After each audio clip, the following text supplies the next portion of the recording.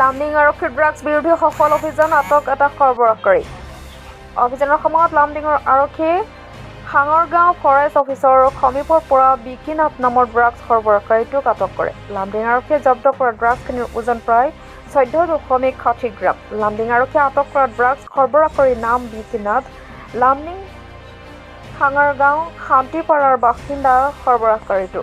লামডিং আৰক্ষীয়ে আটক কৰা বিকিনাথ নামৰ ড্ৰাগছ সৰবৰাহকাৰীৰ সোধপোছ অব্যাহত ৰাখিছে। 85/23 U21B NDPS এক্ট গোচৰ ৰুজু কৰিছে। বৰ্তমান জানিব পৰা লামডিং আৰক্ষীয়ে ড্ৰাগছ পেডলাৰক মহামান্য আদালতলৈ প্ৰেৰণ কৰিব। লামডিং হাঙ্গাৰগাঁও ফৰেষ্ট অফিচৰ ওচৰত এজন যুৱকক কৰায়ত্ব কৰে। তেওঁৰ নাম বিকিনাথ। তেওঁ হাঙ্গাৰগাঁও শান্তিপাৰা বাসিন্দা হয়।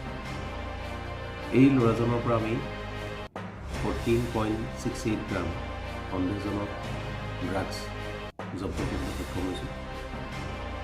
আমাৰ হাতত তথ্য আছে যে তেওঁ বিভিন্ন সময়ত লামডিঙত ড্ৰাগছৰ সৰবৰাহ কৰি আহিছে।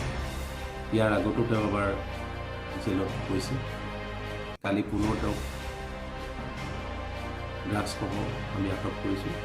তেওঁৰ বিৰুদ্ধে লামডিং থানা গোচৰ number 85/23 under section 21B NDPS actor অধীনত এটা গোচৰ ৰুজু কৰা হৈছে আৰু তেওঁক জেল হাজতলৈ প্ৰেৰণ কৰা হয়। আমাৰ হাতত যিখিনি তথ্য আছে যে তেওঁ বিভিন্ন কৌশল অৱলম্বন কৰি বিভিন্ন সময়ত লামডিঙৰ বিভিন্ন জেগাত ড্ৰাগছৰ ব্যৱসায় কৰি আহিছে। আগতো তেওঁ এবাৰ ধৰা পৰিছে, এইবাৰ পুনৰ তেওঁ ধৰা পৰিছে। গতিকে এনেকুৱা যুৱকসকলক যিমান পাৰোঁ আমি জেলতে ৰাখিব বিচাৰোঁ, যিহেতু তেওঁলোকে ওলাই আহিলে সমাজত সদায় ড্ৰাগছৰ দৰে বৰ বিষজাতীয় সামগ্ৰীবিলাকে সৰবৰাহ কৰিব।